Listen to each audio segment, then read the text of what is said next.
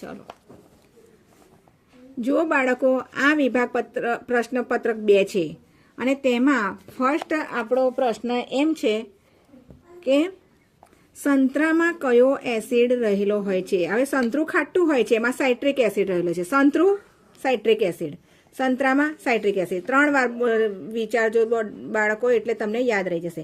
Carboxylic acid કયો ક્રિયાશીલ સમૂહ ધરાવે છે? તો COOH. બી ઓપ્શન રહેશે COOH.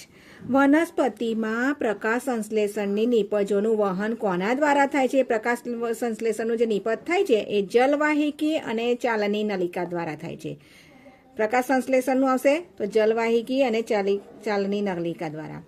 ફ્યુઝ જે છે વિદ્યુત ફ્યુઝ, એમાં સિદ્ધાંત કયા પર કાર્ય કરે છે? તો વિદ્યુત પ્રવાહની તાપીય અસર. એ તપે છે અને તૂટી જાય છે એટલે તાપીય અસર આવશે. એક બિંદુવત વસ્તુમાંથી છૂટેલા કિરણો પૈકી એક કિરણ અંતર્ગોળ અરીસાના મુખ્ય અક્ષને સમાંતર છે તે ધ્યાનમાં લો.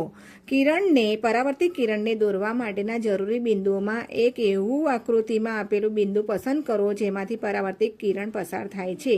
તો તેનું ઓપ્શન છે F. યાદ રાખજો મિત્રો. છઠ્ઠું છે સામાન્ય આંખ માટે સ્પષ્ટ દ્રષ્ટિનું લઘુત્તમ અંતર નજીક બિંદુ આંખથી ખાલી જગ્યા અંતરે હોય છે. આપણે સામાન્ય આંખ માટે લઘુત્તમ દ્રષ્ટિ બિંદુ તો 25 સેમી હોવું જોઈએ. કેટલું? 25 સેમી. બ્યુટેનના 4 કાર્બન ધરાવતું સંયોજન છે, તેમાં ખાલી જગ્યા શીલ સમૂહ હોય છે. Butane, ketone. બ્યુટેનનું 4 કાર્બન ધરાવતો કીટોન યાદ રાખજો. આનુવંશિકતાના અભ્યાસ માટે વ્યવસ્થિત પ્રયોગો. સૌપ્રથમ આનુવંશિકતાનો જે વૈજ્ઞાનિક આવે તો તમારે મેન્ડલ જ લેવાનો. સૌપ્રથમ વૈજ્ઞાનિક કોણ હતો? મેન્ડલ. જૂલના નિયમ મુજબ અવરોધકમાં ઉત્પન્ન થતી ઉષ્મા ઉર્જા. જૂલના નિયમમાં સૌપ્રથમ ઉત્પન્ન થતી ઉષ્મા ઉર્જા ખાલી જગ્યાના વર્ગમાં સમપ્રમાણમાં છે. વિદ્યુત પ્રવાહમાં સમપ્રમાણમાં હોય છે. પર્ણરંધ્ર ખુલવા બંધ થવાની ક્રિયા, જે આપણે પાનામાં પર્ણરંધ્ર બંધ થવાની ક્રિયા છે એ રક્ષક કોષો દ્વારા નિયમન પામે છે. રક્ષક કોષો. ખુલવા બંધ પ્રક્રિયા રક્ષક કોષો.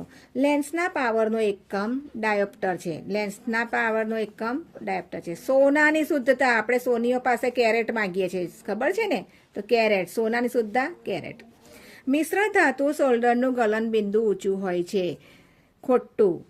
મિશ્ર ધાતુનું ગલનબિંદુ ખોટું, ઊંચું હોય છે. પુરુષનું Y રંગસૂત્ર X રંગસૂત્ર કરતાં કદમાં નાનું હોય છે. ખોટું. લઘુ દ્રષ્ટિની ખામીવાળી વ્યક્તિનું દૂરબિંદુ અનંત અંતર કરતાં ઘટે છે. સાચું. 5 pH મૂલ્ય ધરાવતું જલીય દ્રાવણ એસિડિક હોય છે. ખરું. છોકરાઓમાં યુવા અવસ્થામાં દાઢી મૂછ ઉગે છે તેને ટેસ્ટોરેન્ટ અંતઃસ્ત્રાવ જવાબદાર હોય છે. કયો અંતઃસ્ત્રાવ? ટેસ્ટોસ્ટેરોન લખજો.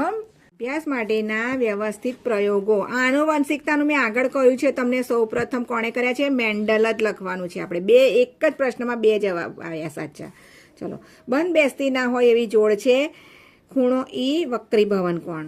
મને ઓળખો. મારો ઉપયોગ બલ્બનો ફિલામેન્ટ. મેડમ, બલ્બ જે આપણે જોઈએ છે એમાં ફિલામેન્ટ તાર હોય છે ને, એ ટંગસ્ટન ધાતુનો હોય છે.